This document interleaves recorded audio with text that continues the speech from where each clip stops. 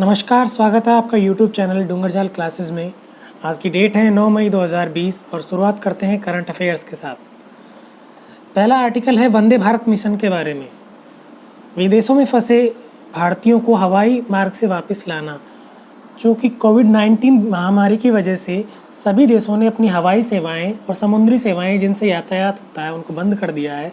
ऐसे में जो भारतीय विदेशों में कोई छुट्टी मनाने गया था, कोई वहाँ पर काम करने गया था, वे फंसे हुए हैं, तो उनको वापस लाने के लिए भारत सरकार ने वंदे भारत मिशन चलाया है हवाई मार्ग से वापस लाने के लिए। जो सैन्य मार्ग है उसके लिए अलग मिशन है, उसका नाम है समुद्र सेतु अभियान। 7 से 13 मई के बीच ये मिशन चलेगा और 64 उड़ानों का संचालन किया जाएगा। इसमें जो मंत्रालय संलग्न है वो हैं गृह मंत्रालय, नागरिक उड्डयन मंत्रालय, रक्षा मंत्रालय, विदेश मंत्रालय, स्वास्थ्य मंत्रालय व राज्य सरकार। अगला आर्टिकल है लॉस्ट एट होम रिपोर्ट के बारे में। इसकी जारीकर्ता है यूनिसेफ। प्रमुख बिंदु हैं 2019 में लगभग 33 मिलियन लोगों का आंतरिक विस्थापन हुआ है और इन विस्थापित लोगों में से 12 मिलियन बच्चे हैं। यूनिसेफ महिलाओं और बच्चों की स्वास्थ्य, उनकी आर्थिक प्रगति, तो स्वास्थ्य और महिलाओं की जो मैटर्स होते हैं उनके लिए काम करता है। तो उसमें अलग से बच्चों के लिए दर्शाया गया कि विस्थापित लोगों में 12 मिलियन बच्चे हैं और इस रिपोर्ट के अनुसार भारत में जो 33 मिलियन हैं पूरे विश्व में, इसमें से 5 मिलियन अकेले भारत में विस्थापन हुआ है और ये 2019 में सर्वाधिक विस्थापन है इस रिपोर्ट के अनुसार। हालांकि एक रिपोर्ट पहले भी आई थी, आंतरिक विस्थापन निगरानी कमेटी की एक रिपोर्ट थी, उसमें 50 मिलियन बताया गया था। तो रिपोर्ट में विरोधाभास चलता रहता है। इम्पोर्टेंट ये कि lost at home report UNICEF ने जारी की है और उसके अनुसार भारत में सबसे ज़्यादा आंतरिक विस्थापन हुआ है। जो शीर्ष देश जो सबसे ऊपर हैं, टॉप पर हैं, वे हैं फर्स्ट नंबर पे भारत हैं, सेकंड पे फिलीपींस, थर्ड पे बांग्लादेश और फोर्थ पे चीन। ये चारों देश ऐसे देश हैं जो प्राकृतिक आपदाओं से सबसे ज़्यादा प्रभावित हुए हैं। अब यूनिसेफ के बारे में जान लेते हैं। यूनिसेफ की स्थापना हुई दिसंबर 1946 में। मुख्यालय न्यूयॉर्क यूएसए में स्थित है। कई बार एग्ज़ाम्स में पूछ लिया जाता है कि निम्नलिखित में से कौन सी ऐसी संस्था है जिसको अभी तक नोबेल प्राइज़ नहीं मिला है या नोबेल प्राइज़ मिला है। तो 1965 में यूनिसेफ को नोबेल शांति पुरस्कार मिल चुका है। एक इम्पॉर्टेंट फैक्ट है। अगला आर्टिकल है द लॉन्ग मार्च 5B के बारे में। एक चीनी अंतरिक्ष रॉकेट है। हाल ही में चीन ने इसका सफल परीक्षण किया है। वर्ष 2022 तक चीन का अंतरिक्ष में एक स्थायी स्पेस स्टेशन स्थापित करने का और चंद्रमा पर 6 सदस्यों का दल भेजने की योजना है। तो उस संबंध में ये अंतरिक्ष रॉकेट बहुत महत्वपूर्ण है। इसकी कैपेसिटी वगैरह याद करने की ज़रूरत नहीं है। वैसे इसकी कैपेसिटी 14,000 किलोग्राम है, जबकि भारत के पास जो रॉकेट हैं जिसको GSLV हम मार्क 4 बोलते हैं, उसकी कैपेसिटी 4,000 किलोग्राम तक ही है केवल। तो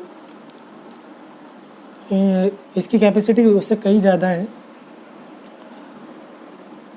केवल ये नाम याद रखने की ज़रूरत है, द लॉन्ग मार्च 5B। अगर ज़्यादा से ज़्यादा पूछेंगे तो ये चीनी अंतरिक्ष रॉकेट है, इतना ही इम्पोर्टेंट है। जो दूसरे देश का है तो किसने बनाया है, क्या इसमें ईंधन का प्रयोग किया जाएगा, क्या डायमेंशंस है, वो सब याद रखने की ज़रूरत नहीं है। अगर वो भारत का होता, GSLV मार्क 4 होता, मार्क 3 होता, तो उसके बारे में डेफिनेटली याद रखने की ज़रूरत है कि वो 4,000 टन का ले जाता है। इसमें त्रिस्त्रीय ऊर्जा है, ठोस ईंधन भरा जाता है कि तरल ईंधन भरा जाता है, वो सारी चीज़ें याद रखने की ज़रूरत होती है अगर वो भारत का होता तो। अगला आर्टिकल है दरबार मूव के बारे में। हाल ही में जम्मू कश्मीर उच्च न्यायालय द्वारा केंद्र सरकार और जम्मू कश्मीर प्रशासन को दरबार मूव की निरंतरता पर अंतिम फैसला लेने का निर्देश दिया है। हालांकि जो जम्मू कश्मीर का जो उच्च न्यायालय है वो इस दरबार मूव का जो कार्यक्रम है इसको नहीं करने के पक्ष में है। वो कहते हैं कि ये अनावश्यक प्रथा है, गैर ज़रूरी प्रथा है। अगर इसको नहीं किया जाता है तो करीब 200 करोड़ रुपए की बचत होती है। तो हम जान लेते हैं दरबार मूव क्या है।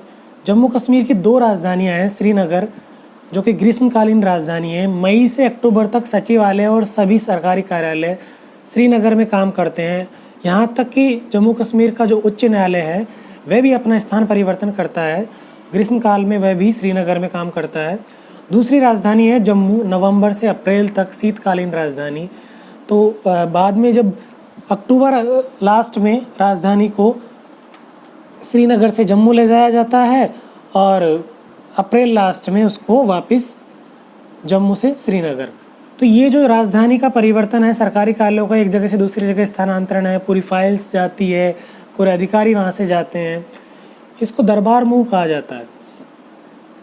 शुरुआत हुई थी 1872 में डोगरा राजा महाराजा रणबीर सिंह के समय और अभी तक चली आ रही है। देखो, ग्रीष्मकालीन एक बार तो बदलेगी अप्रैल लास्ट में, एक बार बदलेगी अक्टूबर लास्ट में। तो ये बताने की ज़रूरत नहीं है कि साल में 2 बार होगा, बाई एनुअल प्रोग्राम है, तो ये बताने की ज़रूरत नहीं है। कॉमन सेंस है कि 2 राजधानियाँ हैं तो 2 अगर परिवर्तन होगा तो वहाँ से एक बार ले जाया जाएगा तो वापस भी लाया जाएगा, तो साल में 2 बार है। अगला आर्टिकल है अफ्रीकी स्वाइन फ्लू के बारे में।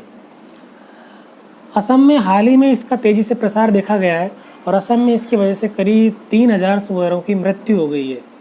ये एक संक्रामक वायरल बीमारी है। मनुष्यों पर इसका कोई प्रभाव नहीं देखा गया है अभी तक, लेकिन मनुष्य वाहक के रूप में कार्य कर रहे हैं। इसका कारण ये है कि अरुणाचल प्रदेश में शुरू में ये बीमारी फैली थी, वहाँ पर इसको कंट्रोल कर लिया गया, लेकिन वहाँ से जब कुछ सुअर पालक असम में आए तो उनके साथ ये बीमारी असम में आई और असम में तेज़ी से फैली।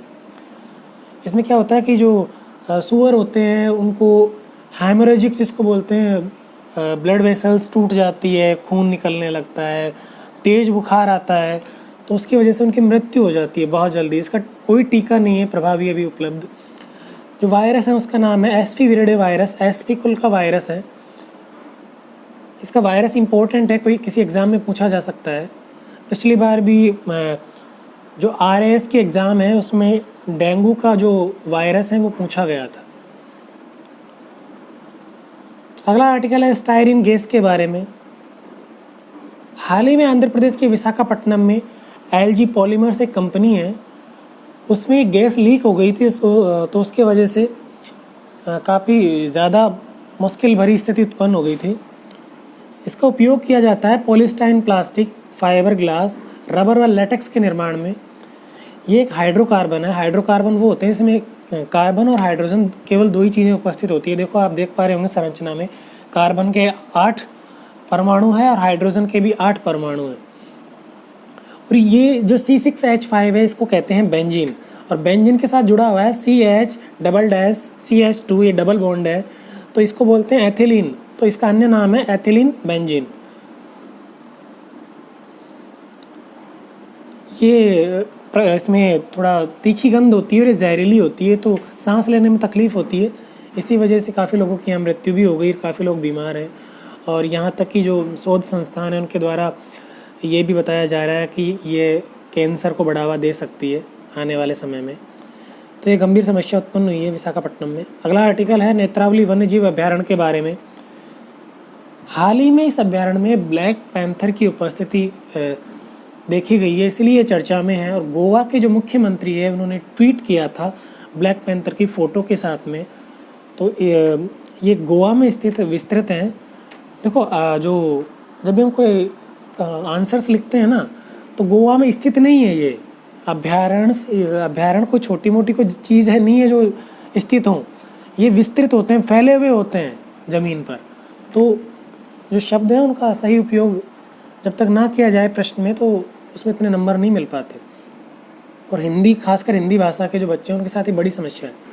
तो नेत्रावली वन्यजीव अभ्यारण्य है गोवा में, और इसका नाम नेत्रावली क्यों है? क्योंकि इसमें नेत्रावली या नेतुरली नदी उसका उद्गम है। उसका उद्गम इसी से होता है, बाद में ज्वारी नदी में मिलती है और ज्वारी नदी जो अरब सागर है उसमें जाके मिल जाती है। डिजिटल इन इंडिया रिपोर्ट, अगला आर्टिकल, जारी करता है internet and mobile association of India IAMAI। इसके अनुसार भारत में 504 मिलियन सक्रिय उपयोगकर्ता हैं। और जो सक्रिय उपयोगकर्ता की परिभाषा है वो है जिसने पिछले 1 महीने में कम से कम 1 बार इंटरनेट का उपयोग किया हो।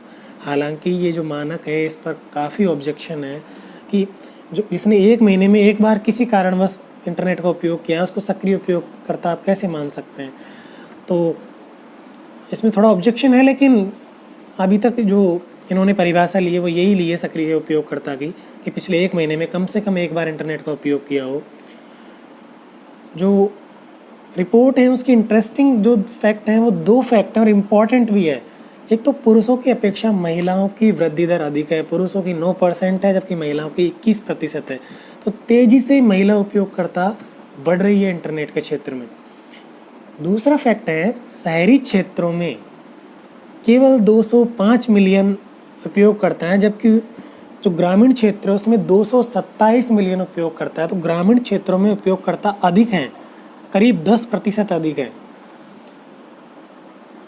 तो हम अमूमन ये देखते हैं कि जो शहर है वहाँ पर इंटरनेट का उपयोग अधिक होता है, तो कंफ्यूज किया जा सकता है कभी भी स्टेटमेंट देके कि शहरी क्षेत्रों में ग्रामीण क्षेत्रों पे की अपेक्षा अधिक उपयोग करता है। हमको लगता है कि हाँ सही होगा, शहरी क्षेत्रों में कॉमन सेंस लगाया।